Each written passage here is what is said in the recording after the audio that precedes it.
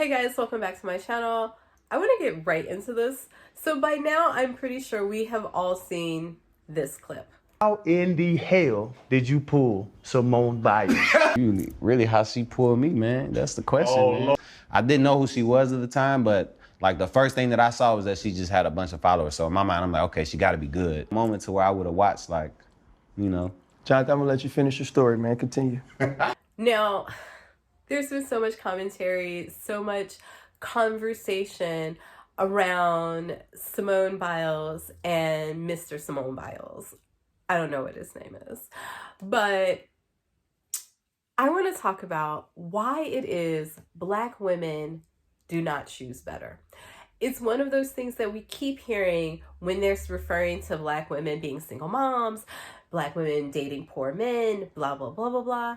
And there's two reasons that I'm going to get into. So subscribe to my channel and let's have a little chat. I'm in my goddess era. I don't want to be a princess, a queen, a boss babe, or even a bad bitch. I want to be a celestial being with powers that aren't of this realm. The girls who get it, get it. All right, guys, I'm still working on things. I have an idea about starting to sell some of my projects. I'm going to start making bags. So when I do get my site and everything going, I'm going to let you know. But let's talk about this. There's two major reasons that Black women don't choose better. The first one's really obvious, so I'm going to save that for last. The second one that I think is really important that we don't discuss enough is that Black women don't know how to choose better. I was thinking about this, and I was listening to different women and thinking even about my own experiences. How many times do Black women really have cheerleaders in their partners, in their families? In most instances, Black women do things despite being told they can't do shit, despite being told they're awful, despite being told they're not pretty enough, despite being told all of the things that they aren't. Black women become the things that they become. They become great. And even if we look at all of the things that Simone Biles has accomplished in her life, how much criticism she gets about her looks. Oh girl, your edges, this, that, and the other. She's like literally breaking records, creating moves that are dangerous for normal human beings to do. And people are still critical of her. She's not good enough in some sort of way. Like, when she's actually the greatest in her field, people will still look at her and say she's not good enough.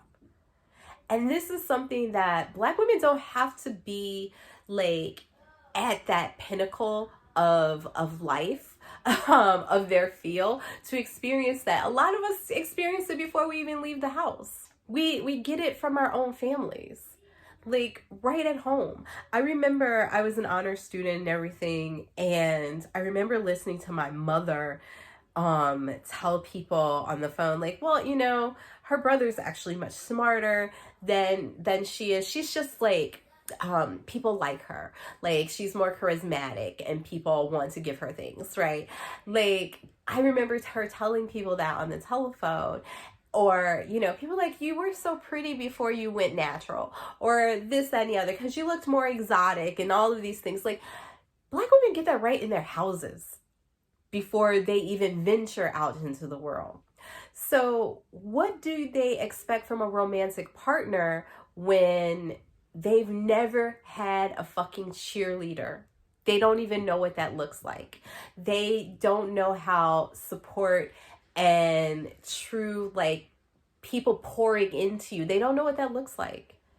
So when you get these type of men who are basically like repeating everything that you've already heard from your family. This man pretended that he didn't know that who she was.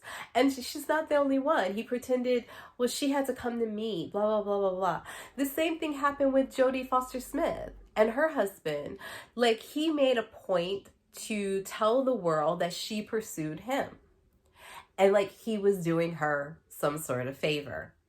So it's it can be broad ranging. Her beauty probably wasn't celebrated when she was growing up. She became like this beautiful thing like later in life where people appreciated her skin tone, her features, but I can guarantee you that was not something that was always celebrated in her life.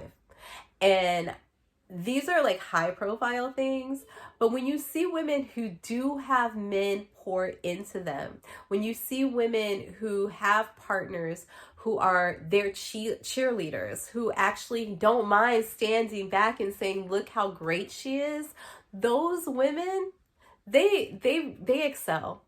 They reach heights that nobody else can imagine. We can talk about like Kamala Harris. We can talk about the new Supreme Court judge. Like, these women have men who cheer for them, who aren't afraid to say that they are the best, that they are great at what they do, that they are smart, that they are clever. They aren't intimidated by a woman who can achieve things, who are smart. It's not being called arrogant because she knows what she's talking about. She's not being like told to calm down. Don't get so passionate. Like, those are the things that make a huge difference. And most Black women are not used to experiencing that. They're not used to that. So when they go out and they find romantic partners who treat them poorly, who don't cheerlead for them, it's no difference. It's absolutely no different than everything that they've been used to their entire lives. Choosing better is hard when what's better than what you've already been used to? What's better than that? Like, there is no better. The second thing, ain't no better choices. This man that Simone Biles, when we look at these men who are behaving like this, these are men that are at the pinnacle, right? They're not Pookies and Ray Rays like they're always talking about. These men are athletes. They are high performers. They're doing all of these things, but they aren't any better. He's not poor. He's not as rich as she is. He's not as good as she is. But he's not the worst in respect to, like, when you write him out on paper. He's not a Ray Ray, right? But he is here because he's still insecure. He's still trying to break down his woman in an effort to make himself feel better. And she has to center his ego. She literally had to say, like, you know, one day I'll be known as Mr. Whoever he is.